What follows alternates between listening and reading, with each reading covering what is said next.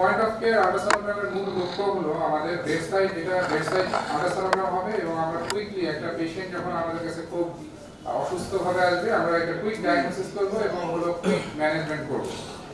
আর এবং যদি কোনো ইনভেসিভ প্রসিডিউর লাগে ধরেন ultrasound guided pleural diffusion aspiration ultrasound guided pericardiocentesis অথবা আল্ট্রাসাউন্ড গাইডেড এসআইটিস এগুলো আমরা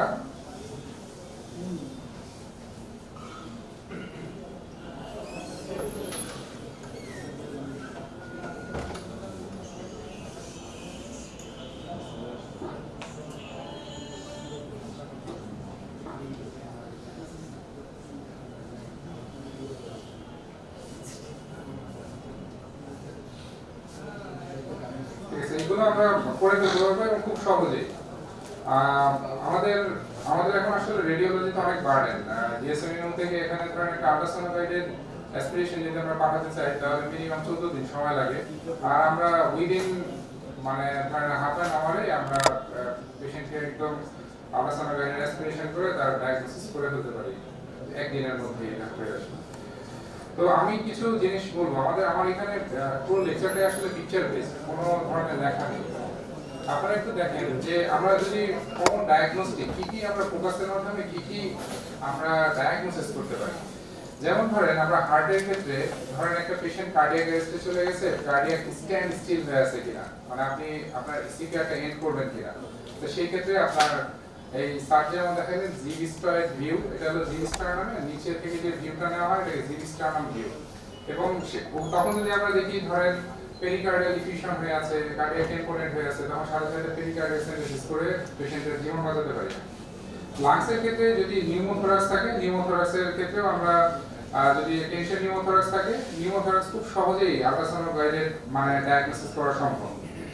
আমাদের ইনফেরিয়র ভেনা ক্যাভা, স্যার এই যে ইনফেরিয়র ভেনা ক্যাভা যে দেখালেন, এই ইনফেরিয়র ভেনা ক্যাভা দিয়ে আমরা মেইনলি একটা পেশেন্ট যদি রেসপিরেটরি ডিস্ট্রেসে আসে অথবা ধরেন শকে আসলো, পেশেন্ট হাইপারভলিমিক নাকি হাইপোভলিমিক স্টেটে আছে, এটা ইনফেরিয়র ভেনা ক্যাভার স্ট্যাটাস দেখে বোঝা সম্ভব।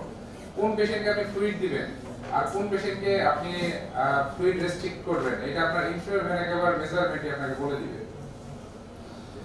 তাছাড়া স্যার আরো দেখালেন যে গল ব্লাডারটা খুব সুন্দর মতন দেখিয়েছেন। গল ব্লাডার, তারপর হলো পোর্টা হেপাটিসের যত স্ট্রাকচার আছে সেগুলো, কিডনির স্ট্রাকচারগুলো আপনারা ইতিমধ্যে বুঝে গেছেন। কিডনিতে ধরেন একটা পেশেন্ট হাইড্রোনেফ্রোসিস নিয়ে আসে, পায়োনেফ্রোসিস নিয়ে আসে, তখন আপনি এটা ডায়াগনোসিস করতে পারবেন। অথবা ধরেন একটা পেশেন্টের হলো কিডনি স্টোন আছে, তখন ব্লাডারের ব্লাডারের দুইটা ইম্পর্টেন্স আছে এখানে। ব্লাডারের হলো আপনি ভিতরে ব্লাডারের ভিতরে ধরেন ম্যাস যদি থাকে অথবা কোনো কারণে যদি অবস্ট্রাকশন হয়, একটা পেশেন্ট ধরেন আপনার অবস্ট্রাকটিভ ইউরিওপ্যাথি নিয়ে আসে, ওটার কারণ কি, প্রোস্টেট অনেক এনলার্জ নাকি কোনো স্টোন আছে নাকি কোনো ম্যাস লেশন আছে, আপনি উইদিন 5 মিনিটস আপনি ডায়াগনোসিস করে ওনাকে অ্যাপ্রোপ্রিয়েট জায়গায় পাঠিয়ে দিতে পারা সম্ভব।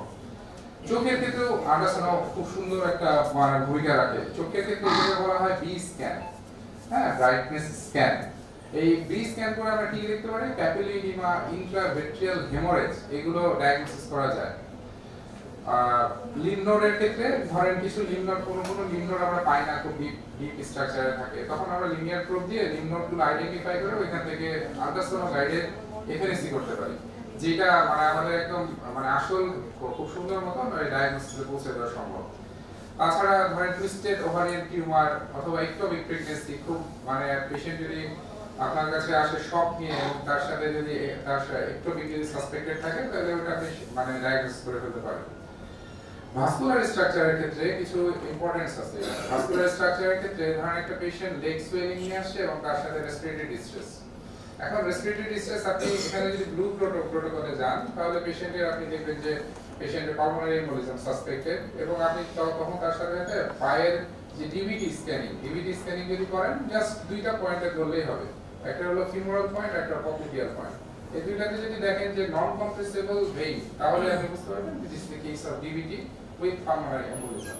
এবং আপনাকে তখনই সাথে সাথে পেশেন্টকে যদি আপনি খুব দ্রুতই মানে ওষুধ দিয়ে দেন, মানে থ্রোম্বোলাইসিস করে দেন, তাহলে পেশেন্ট আপনার বেঁচে যাবে ওইখানে।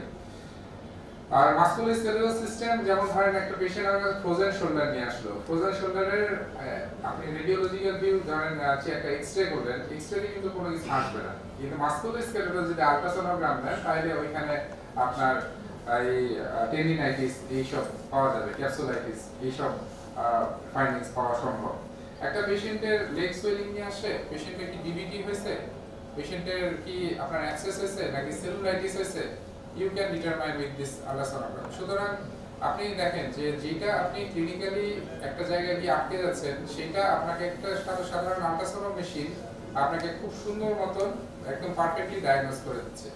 এবং আপনি ধরেন পিছনে একটা ডিপ সিটেড অ্যাবসেস আছে, ডিপ সিটেড অ্যাবসেসে আপনি আল্ট্রাসোনো দিয়ে আল্ট্রাসোনো গাইডেড অ্যাসপিরেশন করে ওইখানে আপনি কি অর্গানিজম দিয়ে এই অ্যাবসেসটা ফর্ম হয়েছে এটা আপনি কি করতে পারেন, অথবা ইমার্জেন্সি সার্জিক্যাল কনসালটেশন লাগবে কিনা, কারো কম্পার্টমেন্ট সিনড্রোম হয়েছে কিনা, এইটাও আপনি খুব সুন্দর মতো ইভালুয়েট করতে পারেন। তো এটাই হলো আসলে মেইন হলো আমাদের আজকের মূল লক্ষ্য, যে অ্যাপ্লিকেশন অফ ফোকাস। আপনি আপনি যে ইনস্টিটিউশনে থাকেন, যেখানে ইমার্জেন্সি আছে, যেখানে মেডিসিনের রোগী আছে, সেখানে যদি আপনি কুইকলি 5 মিনিটের মধ্যে ডায়াগনোসিস করে দিতে পারেন, এটাই আপনার লক্ষ্য, এবং যত তাড়াতাড়ি ডায়াগনোসিস করবেন ম্যানেজমেন্টও তত তাড়াতাড়ি করে সম্ভব। এখন দেখেন স্যার আমাদের এটা নিয়ে বলেছেন যে আসলে কিভাবে একটা ইমেজ মানে আল্ট্রাসাউন্ড ইমেজ তৈরি হয়। প্রথমে একটা সাউন্ড যায়, তাকে ইলেকট্রিসিটি থেকে একটা সাউন্ড তৈরি হয়, ওইটার ইকো আসে, ওইটাই হলো মেশিনে ফর্ম হয়ে একটা ইমেজ তৈরি করে, যেটা আমরা দেখি। তো এই ক্ষেত্রে স্যার যেটা বললেন যে ডিপ ব্রেইন পেনিট্রেশন, তারপর সুপারফিশিয়াল পেনিট্রেশন, এবং হলো আপনার লো ফ্রিকোয়েন্সি হাই ফ্রিকোয়েন্সি, এই ব্যাপারটা আসলে এই একটা চার্ট দিয়ে বোঝানো সম্ভব। যেমন দেখেন যদি একটা পেশেন্ট মানে লো ফ্রিকোয়েন্সি যদি একটা ট্রান্সডিউসার হয়, এটা পেনিট্রেশন মোর, কিন্তু এটা রেজোলিউশন কম। রেজোলিউশন মানে হলো যে পেশেন্ট আপনি স্ট্রাকচারটা কত সুন্দর মতো দেখতে পাবেন না। দ্য হাই ফ্রিকোয়েন্সি আপনার থাকবে হলো অত ডিপ স্ট্রাকচারে যেতে পারবে না, সুপারফিশিয়াল স্ট্রাকচারে থাকবে, কিন্তু তার খুব হাই রেজোলিউশন, মানে একদম যে 4K টিভির মতো, ওরকম 4K টিভির মতো স্বচ্ছ ছবি থাকবে, কিন্তু ওটা অত বেশি ডিপ আপনার যেতে পারবে না।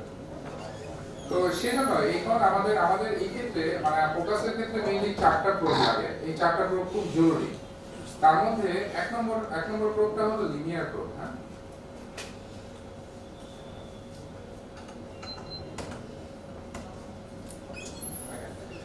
এক নম্বর প্রোবটা হলো লিনিয়ার প্রোব। লিনিয়ার প্রোবে স্যার যেমন বলেছেন যে 2 মেগাহার্টজ থেকে 20 মেগাহার্টজ পর্যন্ত হলো মেডিকেল আল্ট্রাসাউন্ড।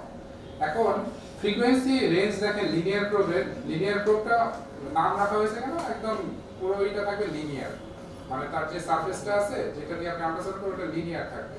আরেকটা থাকবে কি কার্ভি লিনিয়ার, আরেকটা হলো ফেজড অ্যারে। ফেজড অ্যারেটা আসলে কার্ডিওলজিস্টরা ব্যবহার করেন, এবং ফেজড অ্যারেটা যেটা কি করা হয়, একটা সিঙ্গেল পয়েন্ট থেকে মিড পয়েন্ট থেকে শুরু করে চারিদিকে ছড়িয়ে যায়, যেটা কার্ডিয়াক উইন্ডো পেতে সহায়তা করে। আপনি যদি ট্রান্সথোরাসিক ইকো করেন তাহলে আপনার এই ফেজড অ্যারে আপনার এই লাগবে, ট্রান্সডিউসার লাগবে। আর ইন্ট্রাক্যাভিটারি সার্কুলেন, যেমন ইন্ট্রাক্যাভিটারি হলো ট্রান্সভেজানাল সোনোগ্রাম, এবং অথবা ওরোফের মানে ফ্যারেঞ্জিয়াল যে সোনোগ্রামগুলি করা হয় সেই ক্ষেত্রে ট্রান্সলেটার, যে কোনো ইন্ট্রাক্যাভিটারি যে এগুলো আছে ওগুলোর ক্ষেত্রে আপনার ইন্ট্রাক্যাভিটারি ট্রান্সডিউসার গুলো লাগে। তো এই ক্ষেত্রে স্যার অলরেডি বলে দিয়েছেন যে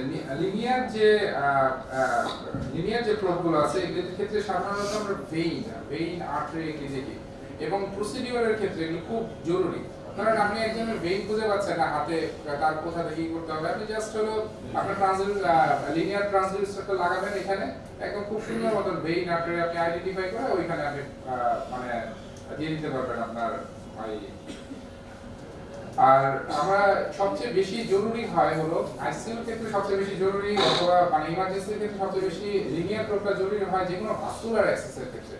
আমরা যেমন সিভি লাইন করি, সিভি লাইন আসলে 3টা রুটে করা হয় মেইনলি। একটা হলো আপনার এই জুগুলার ভেন দিয়ে করি, একটা হলো সাপ্লাই ভেন, আর একটা হলো ফিমোরাল। হ্যাঁ, তো জুগুলার ভেন দিয়ে আমরা যদি এইখানে যদি আমরা দেখাবো মানে লাইভ ডেমনস্ট্রেশনে দেখাবো যে জুগুলার ভেন কিভাবে সুন্দর মতো অ্যাক্সেস করা যায়, একদম মানে জাস্ট 1.5 সেন্টিমিটার নিচেই জুগুলার ভেন থাকে, এবং জুগুলার ভেন আপনি খুব সুন্দর মতো অ্যাক্সেস করতে পারবেন, এবং দেখে আপনি অ্যাক্সেস করতে পারবেন, কোনো সমস্যা হবে না।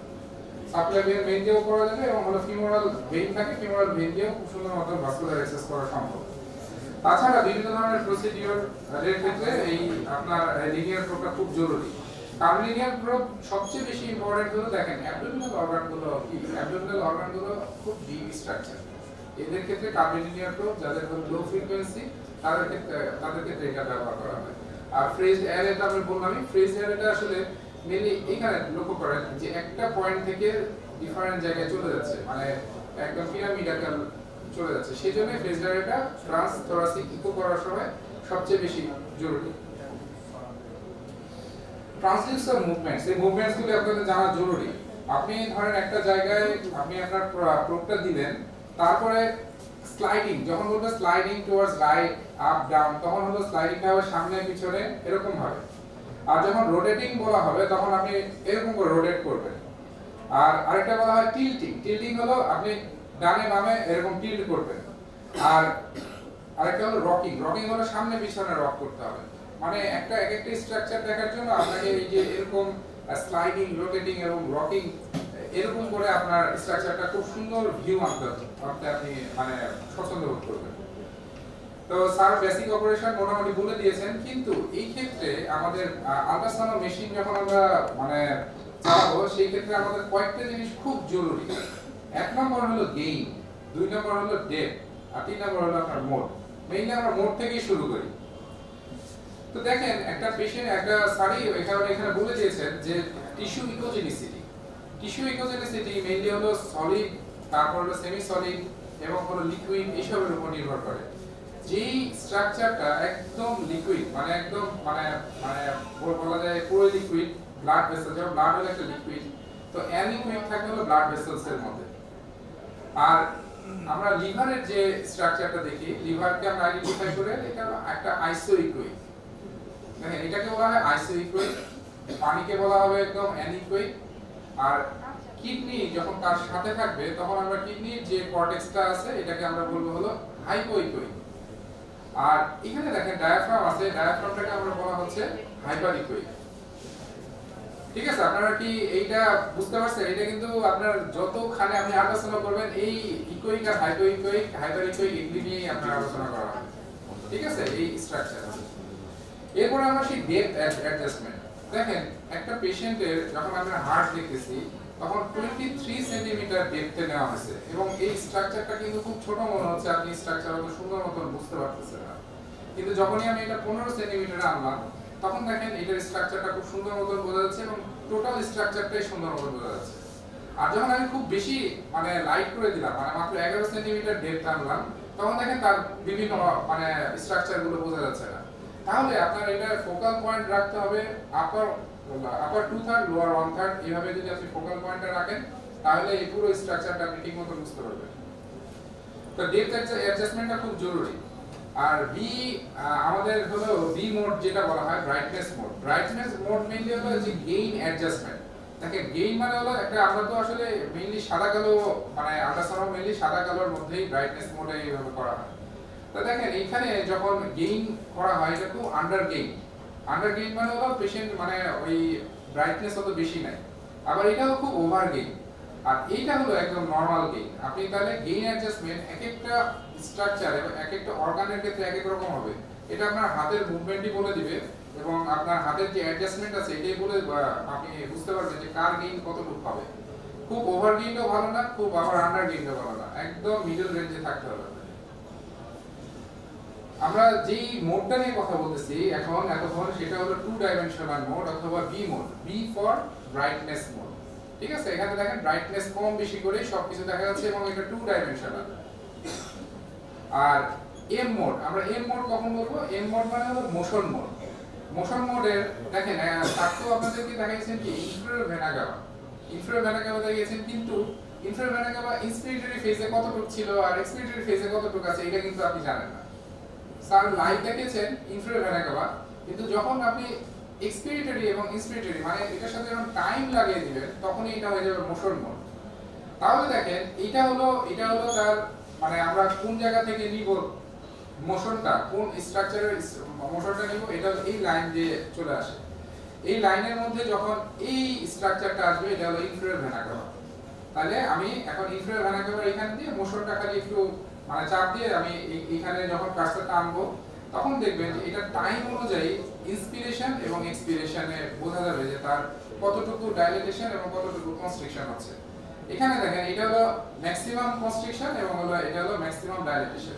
এই ম্যাক্সিমাম কনস্ট্রিকশন এবং ডাইলেটেশনের দুটো যে পার্থক্য আছে, এই পার্থক্য দিয়ে আমরা বলতে পারবো যে পেশেন্টের ফ্লুইড লাগবে নাকি লাগবে না। এটা হলো 70% ম্যাক্স, মানে 70% পর্যন্ত এটা আপনার মানে কনস্ট্রিক্ট হতে পারবে, তার নিচে হতে পারবে। তার নিচে যদি হয়ে যায় তাহলে এটার পেশেন্টের ফ্লুইড ডিপ্লেশন আছে, বুঝতে পারছেন? আর যদি পেশেন্টের মানে একদম ডাইলেটেশন মানে একদম সবসময় থাকে এবং ইন্সপিরেশন এক্সপিরেশনে তেমন মুভমেন্ট না থাকে, তাহলে বলবো যে মানে হাইপারভলিমিক স্টেট। তার মানে পানি না থাকলে কি হবে? পানি না থাকলে চুপসে যাবে, এটা চুপসে গেছে। আর পানি যদি ভরা থাকে তাহলে ওভারলোডেড থাকবে, ওভারলোডেড থাকলে তো এটা আপনি দেখবেনই, তখন তাকে ফ্লুইড রেস্ট্রিক্ট করে দিবেন। আর যখন হাইপোভলিমিক শকে থাকে তখন হলো তার ম্যাক্সিমাম কন্ট্রাকশনে চলে যাবে, এবং যদি এরকম হয় তাহলে তাকে আপনি নরমাল স্যালাইন দিতে হবে।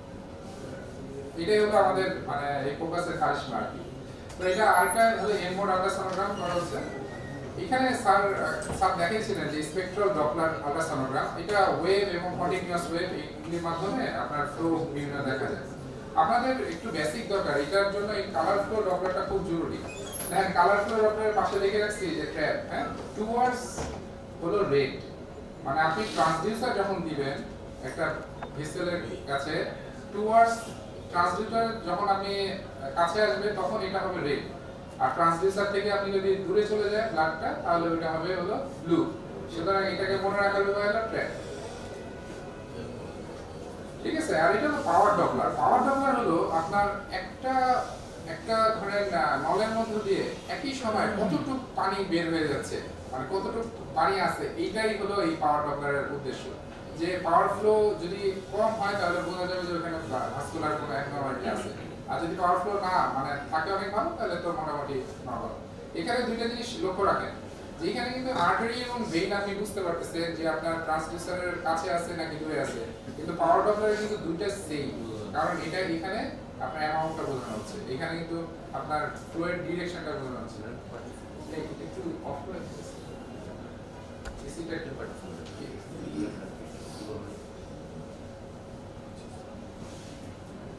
আচ্ছা, এরপর আমাদের হলো colour flow Doppler apical 4 chamber view. Sir আমাদের যে জি-ফয়েড মানে জি-ফয়েডের যেই জি-ফয়েডের কাছে যেটা দেখেছিলাম ওটা হলো 4 চেম্বার ভিউ ছিল, আর colour flow Doppler apical 5 chamber view, এটা হলো ফেজড আছে, মানে কার্ডিয়াক প্রোব যেগুলো আছে কার্ডিয়াক প্রোব দিয়ে আপনার লেফট ল্যাটারাল পজিশন করে আপনি যদি এদিকে অ্যাপেক্সে আসেন, অ্যাপেক্সে আসলে খুব সুন্দর মতো 5 চেম্বার ভিউ দেখা যায়। এবং এই ক্ষেত্রে এই যে আপনার যে কালার ফ্লো ডপলার, তখন আপনি মাইট্রাল ভালভের এখানে যে মাইট্রাল ভালভ আছে, এই মাইট্রাল ভালভের এখানে যখন আপনার কালার ফ্লোটা রাখবেন তখন আপনি দেখতে পারবেন যে এটা কতটুকু রিগার্জিটেট হচ্ছে, নাকি ধরেন কোনো স্টেনোসিস হয়ে আছে অথবা মাইট্রাল স্টেনোসিস অথবা রিগার্জিটেশন হয়ে আছে। এটা কিন্তু এটা আমাদের মূল উদ্দেশ্য না। আমাদের মূল উদ্দেশ্য কিন্তু কার্ডিওলজিস্ট অথবা রেডিওলজিস্ট হওয়া না। আমাদের মূল উদ্দেশ্য হলো যে রোগটা ডায়াগনোসিস করা, মানে এখানে ভালভুলার হার্টিজ আছে কিনা, এখানে কোনো ধরনের থ্রোম্বাস আছে কিনা, থ্রোম্বাসটা খুব ইম্পর্টেন্ট, এখানে কার্ডিয়াক স্ট্যাটিস্টিল হয়ে আছে কিনা, অথবা এখানে কোনো পেরিকার্ডিয়াল ইফিউশন আছে কিনা। আপনি ধরেন ইনজেকশন ফ্র্যাকচার নেবে আপনার খুব একটা লাভ হবে না, আপনি যেটা অ্যাকিউট প্রসিডিউর ওইটাই আপনার আইডেন্টিফাই করতে হবে। এখন আমরা আসি এ লাইন লাংসের ক্ষেত্রে আমরা চলে আসলাম। এটা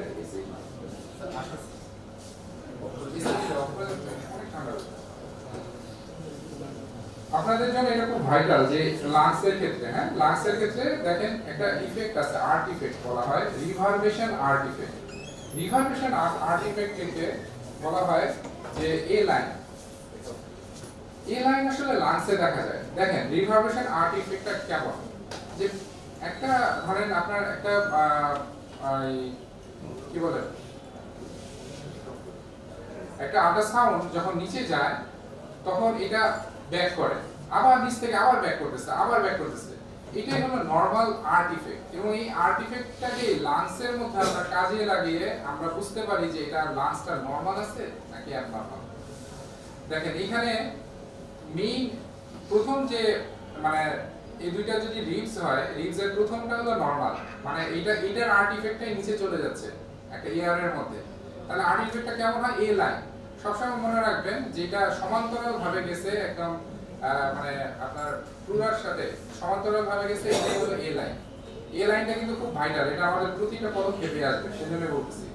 দেখেন তাহলে রিভারবেশন আর্টিফ্যাক্টের কাজে লাগে আপনি বুঝতে পারবেন যে লাংসের মধ্যে পানি আছে নাকি লাংসের মধ্যে বাতাস আছে নাকি নিউমোথোরাক্স আছে, এগুলো কিন্তু পরবর্তীতে আপনারা বুঝবেন। 2 নম্বর দেখেন মিরর ইমেজ আর্টিফ্যাক্ট। যেমন ধরেন স্যার যেমন আপনাদেরকে দেখালেন যে আপনি লিভার দেখতেছেন, তারপরে আপনি ডায়াফ্রাম, লিভার দেখতেছেন, তারপরে ডায়াফ্রাম দেখতেছেন, আবার লিভার দেখতেছেন, এটা কিন্তু মিরর ইমেজ আর্টিফ্যাক্ট। হ্যাঁ, আচ্ছা এখন অ্যাকোয়াস্টিক শ্যাডো, আপনার যদি একদম একটা ধরেন মানে হার্ড স্ট্রাকচার থাকে এবং স্ট্রাকচারটা তার নিচে যদি কোনো শ্যাডো থাকে, ওইটাই আমরা বলি অ্যাকোয়াস্টিক শ্যাডো। স্যার বলছেন যে আপনার ধরেন একটা যদি আল্ট্রাসাউন্ড এসে যদি ব্যাক চলে যায়, তার পিছনে একটা ছায়া তৈরি হয়, ওইটাকেই বলা হয় অ্যাকোয়াস্টিক শ্যাডো। যেমন আপনার স্টোনের ক্ষেত্রে হাইপোজেনিক থাকে, ওইটার পিছনে একটা শ্যাডো থাকে, আমরা ওটাকে বলি পোস্টেরিয়র অ্যাকোস্টিক শ্যাডো। স্ট্রাকচারটা স্টোন নাকি পলি, এটা কিন্তু আপনার পোস্টেরিয়র অ্যাকোস্টিক শ্যাডো আছে কি নাই এটার উপর নির্ভর করে। এখানে দেখেন অ্যাকোস্টিক এনহ্যান্সমেন্ট, আপনারা অনেকেই প্রশ্ন করছিলেন স্যারকে যে এই যে ব্লাডার আছে, ব্লাডারের নিচে ওই সাদা স্ট্রাকচার এগুলো কি। দেখেন এই ক্ষেত্রে একদম ফ্লুইড দিয়ে আপনার যখন এই সলোটা যায়, তখন এই যে এই জায়গাটাতে আবার অ্যাকোস্টিক এনহ্যান্সমেন্ট হয়, ফ্লুইডের মধ্যে বাড়ি খেতে গিয়ে আবার উপরের দিকে চলে আসে। সুতরাং ফ্লুইড কিন্তু একদম হাইপোইকোইক বা অ্যানিকোইক, কিন্তু এই নিচের জায়গাটা আপনার পাওয়া যাবে হলো অ্যাকোস্টিক এনহ্যান্সমেন্ট, তার মানে এখানে ডেফিনেটলি আপনার ফ্লুইড আছে। এখন আমরা চলে আসি লাংসে, যেটা আমাদের আসলে মেইন আজকের মানে এখনকার টপিক। তো অ্যানাটমি অফ দ্য লাংস আপনারা সবাই জানেন যে রিবস থাকবে, 2 রিবসের মাঝখানে যে আপনার স্পেস থাকবে, ওই স্পেসটাই আমাদের মেইন টার্গেট থাকবে। তো দেখেন লাংসের পয়েন্টস আছে, লাংসের পয়েন্টস মোটামুটি 3টা, একটা হলো অ্যান্টেরিয়র, একটা হলো ল্যাটারাল, আর একটা হলো পোস্টেরিয়র। এই 3টা জায়গায় আমরা ট্রান্সডিউসার মেইনলি ইউজ করে রাখি। দেখেন আবার অ্যান্টেরিয়র, ল্যাটারাল এবং হলো পোস্টেরিয়র কিভাবে ধরা হচ্ছে। দেখেন যে 2টা রিবস আছে, রিবসটা সমান্তরালে যাচ্ছে এবং তার মাঝখানে এই আমরা এই প্রোবটা দিচ্ছি এবং ওইখানে মানে এটাই অ্যানালাইসিস করা হচ্ছে। দেখেন মাঝখানে প্রোব দিলে আসলে কি হয়, মাঝখানে থাকে সফট টিস্যু, রিবের 2টা শ্যাডো চলে আসে নিচে, আর মাঝখানে যে আপনার যে স্ট্রাকচার আছে, এই স্ট্রাকচারে থাকে lungs with air. Lungs with air যদি থাকে তাহলে আমরা এটা বলবো এ লাইন। তারপরে দেখেন এটা প্লুরাল লাইন আর হলো এ লাইন। প্লুরাল লাইনটার যে আপনার রিভারবেশন এফেক্ট, ওগুলি হলো এ লাইন হিসেবে নিচে চলে আসছে। আপনি যদি কোস্টোফ্রেনিক রিসেস থেকে আপনি যদি দেখেন, তাহলে এগুলো অনেকগুলো রিসেস আপনি করতে পারবেন, একটা ডায়াফ্রাম সহ কোস্টোফ্রেনিক রিসেস, এগুলো আমরা দেখতে পারি। এরপর আল্ট্রাসোনোগ্রাম অফ দ্য লাংস, এই আল্ট্রাসোনোগ্রাম অফ দ্য লাংস এর ক্ষেত্রে এখানে আপনারা দেখেন আবার আমরা দেখাচ্ছি হলো দেখেন প্লুরাল লাইন এবং এ লাইন চলে আসছে অনেকগুলো। Lungs lining in M mode, sandy beach এবং বারকোড, এটা আমাদের জন্য খুব ভাইটাল। চেস্ট ওয়ালের ক্ষেত্রে দেখেন নরমাল যদি আপনার একটা চেস্ট মানে চেস্ট থাকে, তাহলে দেখেন এখানে থাকবে হলো এটা হলো চেস্ট ওয়াল, এটা হলো প্লুরাল লাইন এবং এটা হলো নরমাল, মানে স্যান্ডি অ্যাপিয়ারেন্স, স্যান্ডি বিচ থাকবে। এটা হলো প্লুরাল লাইন। হ্যাঁ দেখেন এটা হলো প্লুরাল লাইন। এই প্লুরাল লাইনের মধ্যে অনেকটা এন্ড ইফেক্ট থাকে, মানে হলো মনে হয় যে কতগুলো পিপিলিকা হেঁটে যাচ্ছে, এরকম ভাবে আমি যখন লাইভ দেখাবো তখন এটা বুঝতে পারবেন। পিপিলিকা গুলো যদি না নড়াচড়া করে, মানে যখন একটা মানে ভিসেরাল ফ্লোরা প্যারাইটাল ফ্লোরার সাথে যখন ঘষাঘষি করে, মানে আপনি নিঃশ্বাস নিচ্ছেন, তখনই এই যে এই ইফেক্টটা তৈরি হয়, এন্ড ইফেক্ট। হ্যাঁ, তো এই এন্ড ইফেক্টটা যদি থাকে, তার মানে হলো আপনার ফ্লোরাটা ঠিকমতো নড়তেছে এবং হলো এখানে কোনো বাতাস নাই। যখন এইটা আপনি পাবেন না, তখনই আপনি মনে করবেন যে তার নিউমোথোরাক্স হয়ে গেছে। এবং এটা বোঝার সবচেয়ে বড় ভালো উপায় হলো ওইখানে ওই জায়গাটাতে আপনি যদি এম মোডে চলে যান, তাহলে দেখেন এটা বারকোড সাইন চলে আসে। এটা হলো নরমাল, ঠিক আছে, এটা হলো নরমাল। হ্যাঁ, নরমালের মধ্যে কি পাচ্ছেন আপনি, আপনি পাচ্ছেন হলো স্যান্ডি বিচ অ্যাপিয়ারেন্স, এই যে বিচের মতন বালুর মতনই থাকবে এখানে, আর ওই সামনে হলো সমুদ্র, আর এটাতে হলো পুরোটাই সমুদ্র আর কি। এবং এইটা সমুদ্র না বলে হলো বারকোড সাইন বলে। তার মানে এখানে কোনো মুভমেন্ট নাই, এই মুভমেন্টটা না থাকার জন্য এই স্যান্ডি বিচটা ডিসঅ্যাপিয়ার হয়ে যায় এবং যেহেতু এখানে মুভমেন্ট নেই পুরোটাই বারকোড হয়ে যায়। আপনারা কি বুঝতে পারছেন? এটা কিন্তু খুব ভাইটাল আপনার নিউমোথোরাক্স ডায়াগনোসিস করার জন্য এটাই লাগবে। ঠিক আছে, যেটা আমরা আইসির মধ্যে আবার দেখবো এই যে লাইভ ডেমনস্ট্রেশন। দেখেন তাহলে আপনি যখন এই লাইনটা বের করতে চান তখন আপনার প্রয়োজন হবে অ্যাপ্রোপ্রিয়েট গেইন। আপনি গেইনটা একটু অ্যাডজাস্ট করে নেবেন, যতক্ষণ পর্যন্ত না এই লাইনটা আসবে ততক্ষণ পর্যন্ত আমার গেইনটা অ্যাডজাস্ট করে নিতে হবে, আর বাড়াতে হবে না কমাতে হবে। এয়ার ফ্লুইড রেশিও এবং লাগ আর্টিফেক্ট। দেখেন এয়ার ফ্লুইড রেশিও তাই আপনার লাগ আর্টিফেক্ট বিভিন্ন ধরনের লাগ আর্টিফেক্ট তৈরি করে। এই লাইনটা কখন হয়? এই লাইনটা হয় হলো যখন লাংসটা ড্রাই থাকে তখন আপনি এই লাইন পাবেন, এই যে এরকম এই লাইন। যে অনেকে আবার বলে না যে পালমোনারি এডিমা কিভাবে বোঝা যায় বিশের ক্ষেত্রে লাংসে। পালমোনারি এডিমা যখন হবে তখন এটা হবে বি লাইন। বি কে বলা হয় রকেট সাইন, রকেট লাইন, রকেটের মতন যায়। এই দেখেন এতক্ষণ আমরা দেখতেছিলাম তো এ লাইন, হ্যাঁ, কিন্তু আমরা পালমোনারি এডিমাতে পাবো এই যে বি লাইন। দেখছেন একটা রকেট লাইন কিন্তু বলা হয়। এবং যখন আপনার এই ইন্টারলোবিউলার সেপ্টার মধ্যে ফ্লুইড দিয়ে যখন এটা ওয়াইডেনিং করতে থাকে তখন এই বি লাইনগুলি তৈরি হয়। আর কনসোলিডেশন প্যাটার্ন কিভাবে হবে? ধরেন আপনি তো নরমাল কি পাবেন, এ লাইন পাবেন না হলে বি লাইন পাবেন, কিন্তু যদি আপনি লাংসের মধ্যে এই লিভারের মতন স্ট্রাকচার পান তাহলে মনে করবেন যে এটা কনসোলিডেশন। তার মানে ওই যে হেপাটাইজেশন যে ফেজ থাকে নিউমোনিয়ার ক্ষেত্রে একদম ওরকমই পাওয়া যায় কনসোলিডেশন। মানে আপনি ওয়ালে দিলে দেখবেন যে নিচের মধ্যে লেফট সাইডের আপার যে লাংস আছে ওইখানে আপনি দেখতেছেন লিভারের মতন স্ট্রাকচার। তার মানে এখানে হেপাটাইজেশন আছে, কনসোলিডেশন এখানে আছে। আর ফ্লুইড খুব সুন্দর মতন বোঝা যায়। আমাদের এখানে ফ্লুইডের রুটি আছে। ফ্লুইড হলো আপনার এই ডায়াফ্রাম এবং হলো আপনার লাংসের যে মাঝখানে এইখানে যখন আপনার মানে পুরো অ্যানিকুইক শ্যাডো থাকে তখনই আমরা বলবো হলো প্লুরাল ফ্লুইড।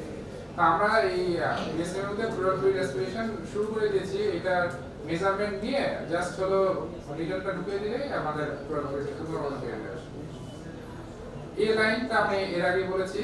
তারপর হলো নরমাল লাং ইন এম মোডের ক্ষেত্রে যে সি বিচ, সি শোর মানে স্যান্ডি বিচ অ্যাপিয়ারেন্স থাকবে। আর প্যাথোলজিকের ক্ষেত্রে তাহলে আমরা একটু প্যাথোলজিকের ক্ষেত্রে খেয়ালে কি করি, আমরা প্রথমে প্রোটোকলে গেলে আপনারা কিছু বুঝবেন না, সেজন্য আমরা প্যাথোলজিটা একটু দিচ্ছি। দেখেন কার্ডিওজেনিক পালমোনারি এডিমা যদি থাকে তাহলে কি পাবেন? অনেক বেশি ফ্লুইডের ক্ষেত্রে আপনি কি পাবেন? ডিফিউজ বাইলেটারাল বি লাইন্স পাবেন। বি লাইন্সেই তো আপনার বি লাইন্স তো পাবেন যখন হলো লাংসটা ওয়েট হয়ে যাবে। আর হলো নরমাল লাং সাইজ স্লাইডিং পাবেন এবং প্লুরাল এফিউশন থাকতেও পারে নাও থাকতে পারে। এই ক্ষেত্রে নিউমোনিয়ার ক্ষেত্রে ফোকাল ইউনিল্যাটারাল বি লাইন থাকতেও পারে নাও থাকতে পারে, নরমাল লাং স্লাইডিং অবশ্যই থাকবে। অ্যাডভান্সড ক্ষেত্রে আপনি কনসোলিডেশন মানে একটা হেপাটাইজেশনের মতো লাংসের মধ্যে দেখবেন যে লিভারের শ্যাডোর মতো। আর তার সাথে প্লুরাল এফিউশন থাকতেও পারে নাও থাকতে পারে। সিওপিডির ক্ষেত্রে বাইলেটারাল এ লাইনই থাকবে এবং with normal lung sliding. Reduced or absent lung sliding without lung point in severe মানে সিভিয়ারের ক্ষেত্রে কি হয়, রেসপিরেটরি ডিস্ট্রেস অনেক বেশি হয়, সে তার লাং স্লাইডিং অনেক কমে যায়, তো সেজন্য ওই সময় আপনি অত লাং স্লাইডিং পাবেন না। পালমোনারি এম্বোলিজমের ক্ষেত্রে দেখেন আমি প্রথমেই এমন একটা দিয়েছিলাম মানে ক্লু দিয়েছিলাম যে পালমোনারি এর ক্ষেত্রে লাং স্লাইডিং ঠিক থাকবে, এ লাইন থাকবে, মানে সবই তো বাতাস, কিন্তু তার আপনি ডিপ ভেন থ্রম্বোসিস মানে আপনি লোয়ার যখন আপনি দেখবেন যে ডিভিডি আছে ফিমোরাল এবং পপ্লিডিয়ালে তখন আপনি বলে দেবেন যে this of pulmonary embolism suspected. নিউমোথোরাক্সের ক্ষেত্রে খুব সুন্দর মতন বোঝা যায় যে লাং স্লাইডিং নাই এবং হলো absent anterior B lines, anterior B lines গুলো অ্যাবসেন্ট থাকবে। আচ্ছা, তাহলে আমরা এর আগে আবার দেখেছিলাম, আমি এটা বারবার দেখাচ্ছি এর জন্য এটা কিন্তু মাথার মধ্যে ঢুকে রাখতে হবে সব সময়। তাহলে এর মোডের ক্ষেত্রে বারকোড সাইনটা খুব জরুরি। দেখেন যদি নরমাল থাকে আমি আবার বলতেছি যে একটা হলো সি স্যান্ডি বিচ অ্যাপিয়ারেন্স, আর এখানে একদম পুরোটাই সি, কোনো বিচ নাই, তাহলে সেজন্য এখানে বলতেছি আমরা বারকোড সাইন এবং this is specific for pneumothorax. B line আমরা যেটা বলতেছিলাম, বি লাইন হলো লাং রকেটস, এটাকে বলা হয়। বি লাইনটা হলো সোজাসুজি নিচের দিকে নেমে যায় এবং যখন লাংসের মধ্যে লাংসটা ড্রাই থেকে ওয়েট হয়ে যাওয়া শুরু করে তখনই আপনার এই বি লাইনসগুলি অ্যাপিয়ার করা শুরু করে। অ্যালভিওলার কনসোলিডেশন আমরা বলছিলাম যে দেখেন লাং মানে এটা হলো ডায়াফ্রাম, লিভার এবং লিভারের মতনই একদম পুরো স্ট্রাকচার, মানে হেপাটাইজেশন হয়ে গেছে, মনে হয় যে লাংসের মধ্যে লিভার চলে আসছে, তার মানে এটা হলো ডেফিনেটলি লাং কনসোলিডেশন আছে।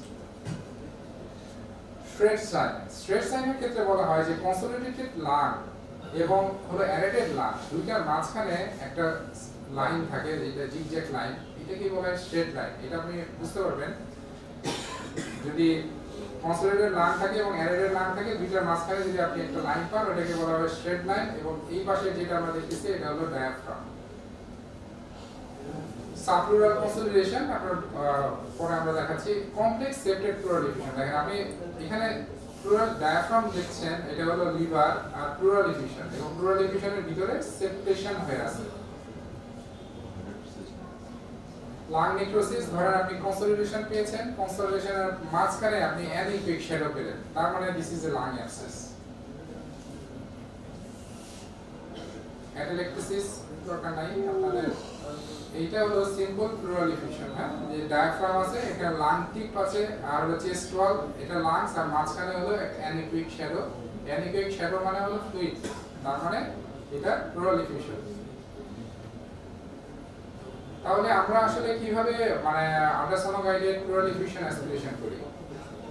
তো চেস্ট অ্যানাটমি এবং ফর প্লুরাল ডিফিউশন আমরা যেটা করি সেটা হলো, ধরেন এই যে প্লুরাল ডিফিউশন, এই প্যারাইটাল প্লুরা এবং হলো ভিসেরাল প্লুরা যেটা আছে, এই দুইটার মাঝখানে আর কি থাকে, এখানে এবং এখানে এই দুইটার ডায়ামিটার নেই, এবং এই দুই ডায়ামিটারের মাঝখানে মানে ধরেন 2 সেন্টিমিটার এবং 3 সেন্টিমিটার হলো, এবং 2 এবং 3 সেন্টিমিটারের মাঝখানে নিতে হবে আপনার নিডলটা, কারণ 3 সেন্টিমিটার বেশি হলে নিউমোথরাক্স হয়ে যাবে পেশেন্টের, আর 2 সেন্টিমিটার নিচে হলে আপনার ফ্লুইড আসবে না, কারণ 2.5 সেন্টিমিটার নিয়ে ওটা আপনার করতে হবে ওই নির্দিষ্ট পয়েন্টে।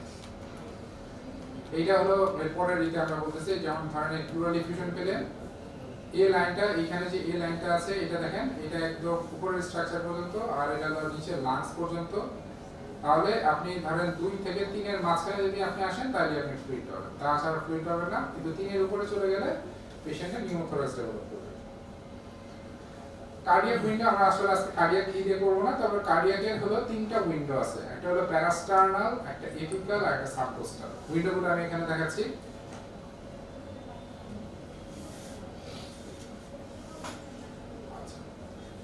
এগুলো হলো কার্ডিয়াক প্লেন, আমরা short axis, long axis, 4 chamber plane এইভাবে নিয়ে কাজ করি কার্ডিয়াক।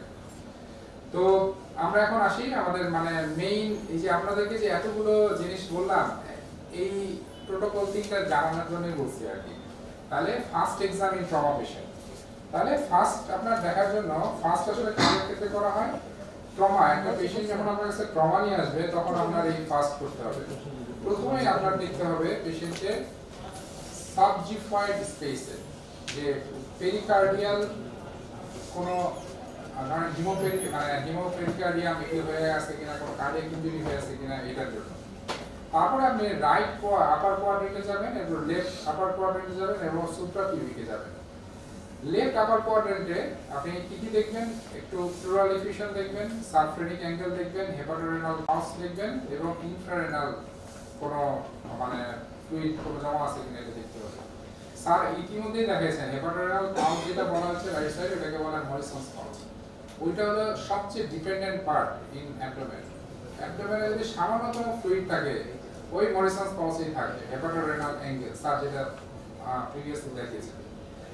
আর লোয়ার মানে রাইট লেফট আপার কোয়াড্রেন্টের 4টা স্পেস আছে, ওইটার ক্ষেত্রেও আপনার এই প্লুরাল, সাবফ্রেনিক, মানে স্প্লেনোরেনাল এবং ইনফ্রারেনাল। আর সুপ্রাপিউবিক রিজিয়নে আমরা দেখতে হয় রেট্রোভেসিকুলার এবং অথবা পাউচ অফ ডগলাস, এই জায়গাগুলোতে ফ্লুইড অ্যাকুমুলেশন আছে কিনা। ট্রমার মধ্যে সবচেয়ে বেশি সমস্যা কি হয়, যে ধরেন ট্রমাটাইজড হয় তখন ভেসেল রাপচার হয়, ভিতরে ইন্ট্রা অ্যাবডোমিনাল আপনার ইন্ট্রা অ্যাবডোমিনাল যে অর্গানগুলো আছে ওগুলো রাপচার হতে পারে, বা ভেসেল রাপচার হতে পারে। তো তাদের ক্ষেত্রে সার্জারি লাগবে কি লাগবে না এটা আপনার এই ফার্স্ট স্ক্যানই বলে দিবে। ধরেন ট্রমার পেশেন্ট আসলে আপনি দেখলেন মরিসনস পালসে একটা ধরেন ফ্লুইড জমে আছে, ওই ফ্লুইডটা নরমাল ফ্লুইড না, ওই ফ্লুইড তো কি হিমোপেরিটোনিয়াম, তখন ওনাকে সার্জারিতে রেফার করে দিতে হবে। বুঝতে পারছেন? মানে ওই পেশেন্টকে আপনি যদি আপনার নরমালিতে রাখেন তাহলে this will not be an wise decision. এই দেখেন এটা হলো মরিসনস পালস। মরিসনস পালসের ক্ষেত্রে স্যার ইতিমধ্যে বলেছেন যে এইটা হলো মরিসনস পালস। হ্যাঁ, হেপাটো রেনাল যে পাউচ আছে এটাকে বলা হয় মরিসনস পালস, আর এটা হলো আমাদের ডায়াফ্রাম। দেখেন তাহলে লিভার, এখানে লিভার আছে, আর এটা হলো কি হতে পারে বলেন তো? একটা ট্রমার পেশেন্ট আছে, তাহলে কি হতে পারে? হিমোথোরাক্স লাগে তো। তার মানে দেখেন একটা ট্রমার পেশেন্টে যদি আপনি একটা প্লুরাল এফিউশন পান, this is most likely due to haemothorax, মানে তার প্লুরাল কোনো ইনজুরি আছে, লাং ইনজুরি আছে, তাহলে এই ক্ষেত্রে তাকে তো আপনার থোরাসিক সার্জনের কাছে পাঠিয়ে দিতে হবে। 2 নম্বর দেখেন মরিসনস পাউচ, স্যার যেটা বললেন যে লিভার এবং কিডনি দুইটার মাঝখানে যে ফ্লুইড জমে, ফ্রি ফ্লুইড বলে এটাকে, ওইটাই হলো মানে ডিপেন্ডেন্ট পার্টে, মোস্ট ডিপেন্ডেন্ট পার্টে থাকবে। এটা যদি আপনার একটা ট্রমা পেশেন্ট আসে তাহলে কি বলতে হবে আমাদের? হিমোপেরিটোনিয়াম, ঠিক আছে? আচ্ছা, তারপরে এইটা দেখেন আমাদের নরমাল লেফট আপার কোয়াড্রেন্ট। লেফট আপার কোয়াড্রেন্টে কি কি থাকে? স্প্লিন থাকে, কিডনি থাকে। এই স্প্লিন এবং কিডনির মাঝখানে একটা স্পেস আছে, হ্যাঁ, স্প্লেনোরেনাল অ্যাঙ্গেল। এই স্প্লেনোরেনাল অ্যাঙ্গেলে যদি ফ্লুইড থাকে তাহলে আমরা বলবো যে হিমোপেরিটোনিয়াম। ফ্লুইড সারাউন্ডিং স্প্লিন, এখানে দেখেন স্প্লিন আছে, এই স্প্লিনের স্প্লিন এবং কিডনির মাঝখানে যে ফ্লুইড, এই ফ্লুইডগুলো দেখা যাচ্ছে, হ্যাঁ। আর দেখেন এই যে ব্লাডার, আর এটা হলো নরমাল সুপ্রাপিউবিক রিজিয়ন, হ্যাঁ। এখন দেখেন যে ব্লাডার, এটা ইউটেরাস, আর এখানে দেখেন ফ্লুইড অ্যাকুমুলেশন। তার মানে দেখেন একটা পেশেন্টের যদি আপনার ধরেন ট্রমা পেশেন্ট যদি এরকম ভাবে মরিসনস পাউচ, তারপরে bladder, under bladder, bleeding in the bladder, তারপরে হলো স্প্লেনোরেনাল অ্যাঙ্গেলে যদি আপনি ফ্লুইড পান, তাহলে আপনি বলবেন যে তার অ্যাবডোমিনাল কোনো ট্রমার জন্য এই ঝামেলা হয়েছে, তখন তাকে সার্জিক্যাল কনসালটেশন নিতে হবে। কার্ডিয়াক সাবজিফয়েড, এটা হলো এইভাবে এই পজিশনেই আমাদের রাখতে হয়। এবং এখানে দেখেন এখানে একটা মার্কার আছে, হ্যাঁ, এটা আমরা ডেমনস্ট্রেশনের সময় বলবো। স্যার অলরেডি বলেছেন যে যদি প্রোবটা এখানে থাকে, প্রোবের একটা কর্নারে একটা প্রবর্ধনের মতন আছে, একটা টিপের মতন আছে, ওইটাতে যে ওইটা যেখানে আছে, আপনার মনিটরের ক্ষেত্রে একটা এম লেখার চিহ্ন থাকে অথবা একটা পয়েন্টার থাকে। আপনি যদি ওই পাশে যদি আপনি টিক দেন, তাহলে হলো মনিটর যে এম লেখা যে প্রবর্ধন আছে ওইখানে আপনার মানে এই টিকটা বোঝা যাবে। তার মানে আপনার এই সাইডটা ওই মনিটরের যে বাম সাইড আছে ওই সাইডটাকে রিপ্রেজেন্ট করে। তার মানে আপনি এভাবে প্রবটা ধরলে শরীরের যে অংশটা বামে আছে ওটা বামে থাকবে, আর যে অংশটা ডানে আছে ওটা ডানে থাকবে। সাধারণত নরমাল রুল অফ থাম হলো আল্ট্রাসাউন্ডোলজি যদি ডান পাশে বসেন তাহলে ওইটা আপনার দিকেই থাকতে হবে, এবং আপনার দিকে থাকবে এবং উপরের দিকে থাকবে। যখন এইভাবে করবেন তখন উপরের দিকে থাকবে, আর যখন আপনি এইভাবে ট্রান্সভার্স নেবেন তখন আপনার দিকে থাকবে। তাহলে যে মনিটরে যে আপনি ইমেজটা পাবেন সঠিক ইমেজ পাবেন, নাহলে আপনি দিক ভ্রান্ত হয়ে যাবেন, যেদিক থেকে ওদিক এটা বুঝতে পারবেন। আচ্ছা দেখেন সাবজিফয়েড ভিউ, স্যার আমাদের এই সাবজিফয়েড ভিউ এটা দেখিয়েছেন। তো এই সাবজিফয়েড ভিউ এর ক্ষেত্রে আপনি দেখেন যে এখানে 4 চেম্বার ভিউ আছে, এখানে এই ক্ষেত্রে বলেন তো এটা কি? স্যার আমাদের কিন্তু বলেছিলেন যে দেখেন এটা হলো সাবজিফয়েড ভিউ, এবং এই যে এটা হলো আপনার ভিসেরাল পেরিকার্ডিয়াম, হ্যাঁ, আর এটা হলো প্যারাইটাল পেরিকার্ডিয়াম। এই দুইটার মাঝখানে ব্লাড ক্লট। এখন দেখেন ব্লাড ক্লটটা এরকম হয়ে গেছে কেন? মানে ব্লাড ঢুকে ক্লটের মতন হয়ে গেছে, সেজন্য এটা ব্লাড ক্লট হয়, মানে এইরকম হাইপারটেনসিভ মতন লাগতেছে, হ্যাঁ, হাইপারইকোজেনিক। তাহলে এটা হলো হিমোপেরিকার্ডিয়াম, এটা খুব অ্যাকিউট কন্ডিশন, তো সাথে সাথে মানে ওটি টেবিলে নিয়ে তাকে করতে হবে। তাহলে আপনি ফার্স্ট স্ক্যানের ক্ষেত্রে কি করবেন? ধরেন আপনি এটা আপনি একটা স্ক্রিনিং করলেন, যে একটা আপনি তাড়াতাড়ি তার দেখলেন যে কোথাও কোনো ফ্লুইড জমা আছে কিনা, তারপর হলো তার পেরিকার্ডিয়াম ঠিক আছে কিনা, লাংস ঠিক আছে কিনা, অ্যাবডোমিনাল অর্গানে কোনো ঝামেলা আছে কিনা দেখবেন। তাহলে এটা যদি পজিটিভ হয়, মানে যে কোনো একটা যদি পজিটিভ হয়, পেশেন্ট যদি স্টেবল থাকে, তাহলে আপনি যদি পেশেন্ট যদি স্টেবল হয় তাহলে এটা আপনি সিটি স্ক্যান করতে হবে। পেশেন্টের সাথে সিটিতে গিয়ে যেখানে ঝামেলা আছে ওইখানে আপনার কি করতে হবে। আর যদি আনস্টেবল হয় পেশেন্ট, তাহলে পেশেন্টকে কি করতে হবে? প্রথমে বাঁচাইতে হবে। বাঁচানোর জন্য তাকে আগে প্রথম অপারেটিং থিয়েটারে নিয়ে যেতে হবে। আর নেগেটিভের ক্ষেত্রে যদি নেগেটিভ হয়, পেশেন্ট যদি স্টেবল হয়, তাহলে পেশেন্টকে অবজার্ভ করতে হবে। অবজার্ভ করার পরে তারপরে সিটি স্ক্যান করবেন। আর যদি ধরেন আনস্টেবল হয়, তাহলে সিক আদার কজ, মানে অন্য কোনো কারণে তার হাইপারটেনশন হয়েছে কিনা এটা আপনাকে রুল আউট করতেই হবে। অ্যানাটমি অফ আইডিসি স্যার এটির মধ্যে দেখাইছেন। দেখেন একটা মানে যখন আপনি স্ট্রাকচার দেখবেন তখন অ্যাওয়ার্টা এবং অ্যাওয়ার্টার পাশেই থাকবে হলো ইনফেরিয়র ভেনা ক্যাভা। ঠিক আছে, এখানে হলো আইবিসি, দেখেন আইবিসির ক্ষেত্রে এটা হলো ইন্সপিরেটরি ফেজে, হ্যাঁ মানে এক্সপিরেটরি ফেজে, আর এটা হলো ইন্সপিরেটরি ফেজে। ইন্সপিরেশন এবং এক্সপিরেশনের মাঝখানে আইবিসির যে আপনার কনস্ট্রিকশন এবং ডাইলেটেশন, এটা খুব জরুরি আপনার দেখা। তো এই দেখেন আপনি যখন এর মোডে যাবেন তখন আইবিসি কোলাপস কেমন হচ্ছে, এই কোলাপসটা এইটা মেপে তারপরে আপনার কোলাপসিবিলিটিটা দেখতে হবে। তো দেখেন আইবিসি ম্যাক্সিমাম এবং মিনিমাম এই দুইটার মাঝখানে, মানে এটা যদি 70% অথবা তার চেয়ে বেশি হয় তাহলে কোলাপস। এরপরে আমরা চলে আসি আমরা এতক্ষণ দেখলাম কি ফাস্ট প্রোটোকল, হ্যাঁ এক্সটেন্ডেড। আর এই ফাস্ট প্রোটোকল কিসের ক্ষেত্রে আমরা ব্যবহার করলাম? ট্রমার ক্ষেত্রে, ঠিক আছে? তাহলে আমরা ট্রমার ক্ষেত্রে তো আমরা পারবো মোটামুটি, পারবেন না সবাই? আমরা প্র্যাকটিস সেশনে এটা দেখবো ইনশাআল্লাহ, সবাই পারবেন। এরপরে আমরা আসি রাশ প্রোটোকল। হ্যাঁ, রাশ প্রোটোকল আমরা মেইনলি ব্যবহার করে থাকি যেসব পেশেন্টগুলো শক, মানে আমরা ধরেন মেডিসিন ওয়ার্ডে আসে, এটা হলো শকের পেশেন্টগুলোকে আমরা রাশ প্রোটোকল করি। তো রাশ প্রোটোকলকে আমরা একটা সূত্র আছে, সূত্রের মধ্যে ফেলে দিই হাইম্যাপ। হাইম্যাপের মধ্যে এক নম্বর আপনাকে ভালো করে দেখতে হয় হার্টের কোনো সমস্যা আছে কিনা। মানে ধরেন পেশেন্টের মানে পেরিকার্ডিয়াল হাইপোকাইনেসিয়া আছে, পেশেন্টের ঠিক মতো কন্ট্রাক্ট করতে পারতেছে না, লেফট ভেন্ট্রিকুলার ফেলিওর, এগুলি আপনি দেখতে পারলেন, অথবা পেরিকার্ডিয়াল ইফিউশন আছে। এই সব ক্ষেত্রে তার হার্ট কজটা আগে ইভালুয়েট করতে হবে। দুই নম্বর হলো inferior vena CAVA. Inferior vena CAVA তার হাইপোভলিমিক না হাইপারভলিমিক স্টেটে আছে এটা দেখতে হবে। মরিসনস পাউচ, এই ক্ষেত্রে তার দেখতে হবে যে মরিসনস পাউচগুলো এই যে ফার্স্ট করে আমরা মরিসনস পাউচ দেখি, এবং এই ফার্স্ট একটু দেখে নিই, আমরা দেখতে হবে যে কোথাও কোনো মানে ফ্লুইড জমা আছে কিনা। অ্যাওর্টা দেখতে হয়, অ্যাওর্টিক অ্যানিউরিজম, অ্যাওর্টিক ডিসেকশন এটা আছে কিনা, নিউমোথোরাক্স। এই কয়টা জিনিস আমাদের খুব ভালো মতো দেখতে হয়। আমরা একটু দেখি যে অ্যাপ্লিকেশন অফ রাশ প্রোটোকল। রাশ প্রোটোকলের ক্ষেত্রে আমরা কোথায় মানে একটা জিনিস আছে আমাদের যেটা সব মানে বেশিরভাগ ক্ষেত্রে মৃত্যু হয়, সেটা হলো কার্ডিয়াক অ্যারেস্ট। কার্ডিয়াক অ্যারেস্টের ক্ষেত্রে দেখেন আপনি যখন একটা পেশেন্ট কার্ডিয়াক অ্যারেস্ট নিয়ে আসে তখন আপনি সিপিআর শুরু করে দেন। সিপিআর শুরু করে দেওয়ার পরে তারপরে ধরেন মানে আনশকেবল রিদম পাথওয়ের মধ্যে চলে গেছে, তখন আমরা রাশটা দেখি। তো সেই ক্ষেত্রে আমরা সাবজিফয়েডের ক্ষেত্রে দেখি যে যদি পেরিকার্ডিয়াল ডিফিউশন পাই তাহলে আমরা কি করে দিব? পেরিকার্ডিওসেন্টেসিস করে দিব। যদি আইবিসি কোলাপস অথবা ডাইনামিক হয় তাহলে আমরা কি দিব? তাকে ক্রিস্টালয়েড ইনফিউশন দিব। যদি মরিসনসে ফার্স্ট ফ্রি ফ্লুইড থাকে, মানে মরিসনস স্পেসে যদি ফ্রি ফ্লুইড থাকে তাহলে আমরা সার্জারির সাথে কনসাল্ট করতে হবে। আর যদি অ্যাওয়ার্টা মোর দেন 4 সেন্টিমিটার থাকে তাহলে সার্জিক্যাল কনসিডারেশন নিতে হবে এবং ব্লাড প্রোডাক্ট দিতে হবে। আর লাংসের মধ্যে যদি আপনি নিউমোথোরাক্স পান তাহলে ডিকম্প্রেশন করে দিতে হবে।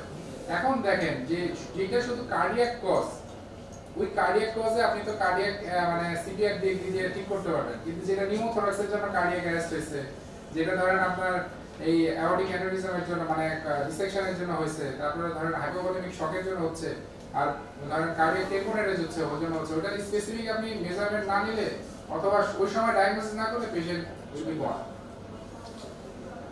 আর রিদম চেক করার সময় আপনাদের একটা ই করতে হবে, যদি ভেন্ট্রিকুলার ফিব্রিলেশন হয় তাহলে যে আমরা এসিএলএস পাথওয়ের মতই চলে যাব। ভেন্ট্রিকুলার ফিব্রিলেশন কিন্তু আল্ট্রাসাউন্ডে খুব সুন্দর মতন বোঝা যায় যে ভেন্ট্রিকুলগুলো ফিব্রিলেট করতে থাকে, মানে একটা ইফেক্টিভ পাম্পিং, এই পাম্পিং থাকে না।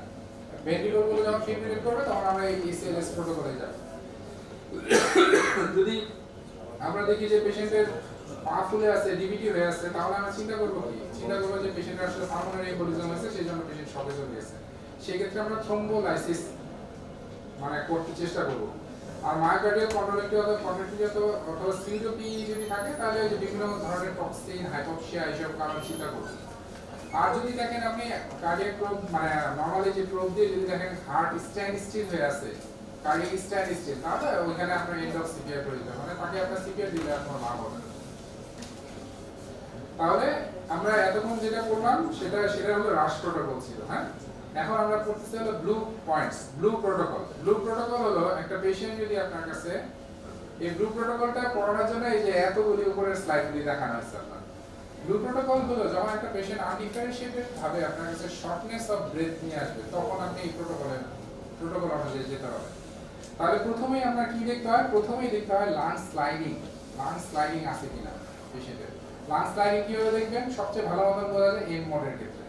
এম মোড দিয়ে যদি আপনি প্রথমে দেখবেন হলো বি মোডে, বি স্ক্যান করলে কি হবে, এ লাইন পাবেন, এ ড্রাই লাইন কি থাকে, এ লাইন। আর কি হবে, স্লাইডিং, ওই যে এন্ড এন্ড মানে মানে কি বলে যে এন্ড নাকি এনএস পাবেন আপনি, যে কিলবিল করতেছে ডায়াফ্রামটা মানে প্লুরাটা। তারপরে কি পাবেন, এ লাইন পাবেন, এ লাইন হলে তার মানে দিস ইজ নরমাল লাংস। তারপরে কি হবে, লাংস লাইনিং আপনি ধরেন নরমাল পেলেন, নরমাল পাওয়ার পরে আপনি পেলেন হলো বি প্রোফাইল, মানে বি লাইন পেলেন, অনেকগুলো রকেট লাইন পেলেন, তাহলে আপনি কি চিন্তা করবেন, পালমোনারি এডিমা, এটা আপনারা এটা পাচ্ছেন। আচ্ছা, এখন যদি লাংস লাইনিং প্রেজেন্ট থাকে, মানে ধরেন প্লুরাতে মানে নিউমোথরাক্স নাই, যদি আপনি এ প্রোফাইল পান তাহলে কি চিন্তা করবেন, এই প্রোফাইল পেলে আপনাকে সিকোয়েন্সিয়াল ভেনাস অ্যানালাইসিস করতে হয়। এই প্রোফাইল কোথায় থাকে দেখেন, এ লাইন গুলো, এ লাইন তো নরমাল লাইন তাই না, মানে ড্রাই লাইন। তাহলে আপনি যদি ভেনাসি দেখেন তাহলে পায়ের দিকে দেখতে হবে, পায়ের দিকে আপনাকে এক্সক্লুড করে দিতে হবে যে ফ্রি মানে থ্রম্বোজ ভেইন আছে কিনা। যদি কোনো জায়গায় শরীরে থ্রম্বোজ ভেইন থাকে, বিশেষ করে লেগে, তাহলে আপনার চিন্তা করতে হবে তার যে শ্বাসকষ্টটা হচ্ছে এটা মোস্ট লাইকলি পালমোনারি এম্বোলিজমের জন্য হচ্ছে। আর ফ্রি ভেইনের ক্ষেত্রে আরেকটা জিনিস দেখা, পোস্টেরিয়র, ল্যাটারাল, অ্যান্টেরিয়র মানে মানে অ্যালভিওলার প্ল্যাপস, প্ল্যাপসের ক্ষেত্রে এটা বলা হয় যে ওই অনেক সময় প্ল্যাপস এবং নো প্ল্যাপস এই দুইটার ক্ষেত্রে বলা হয় যে যদি কোনো প্ল্যাপস পান তাহলে আপনি ওটা নিউমোনিয়া বলবেন, আর যদি প্ল্যাপস না পান তাহলে সিওপিডি বলবেন। এটা আমরা বলতেছি পরবর্তীতে আছে। এরপর হলো লাংস লাইনিং এর ক্ষেত্রে যদি যে কোনো থাকে, এ বি অথবা সি প্রোফাইল, সি প্রোফাইলটা আমরা বলি না এখনো, তাহলে আপনারা চিন্তা করবেন এটা হলো নিউমোনিয়া। আর যদি লাংস লাইনিং অ্যাবোলিস্ট থাকে তাহলে এটা বি প্রোফাইল, এবং নাম ধরে লাংস লাইনিংটা আপনার অ্যাবোলিস্ট মানে লাংস লাইট করতেছে না এবং পেশেন্টের বি প্রোফাইল আছে, তাহলে আপনি চিন্তা করবেন নিউমোনিয়া। আর যদি অ্যাবোলিস্ট থাকে, আপনি এ প্রোফাইল পান এবং হলো প্লাস লাং পার্সের ক্ষেত্রে আপনি ধরেন বি মোড দিয়ে যদি আপনি চলে যান তাহলে হলো মানে প্লাস লাং পার্স যদি থাকে তাহলে এটাকে বলা হয় নিউমোথরাক্স। আর উইদাউট যদি লাং পার্স থাকে তাহলে এটা নিড ফার্দার ইভালুয়েশন, মানে ধরেন এটা মিউকাস প্লাগ অথবা অবস্ট্রাকটিভ লাং। তাহলে আমাদের প্রোটোকল ওয়াইজ যে ম্যানেজমেন্ট আছে, প্রোটোকল ওয়াইজ ম্যানেজমেন্টের ক্ষেত্রে ই ফার্স্ট প্রোটোকল ইন ট্রমা, এটার ক্ষেত্রে আমরা ই ফার্স্ট আমরা দেখব, আমরা সবের ক্ষেত্রে দেখব হলো রাশ প্রোটোকল, আর ব্লু প্রোটোকলটা দেখব হলো রেসপিরেটরি ডিস্ট্রেস পেশেন্টের ক্ষেত্রে। তো এইটাই হলো বিউটি অফ দ্য ফোকাস, যে early diagnosis, early management can save a life, এবং this is the beauty of focus and acute medicine. Thank you all.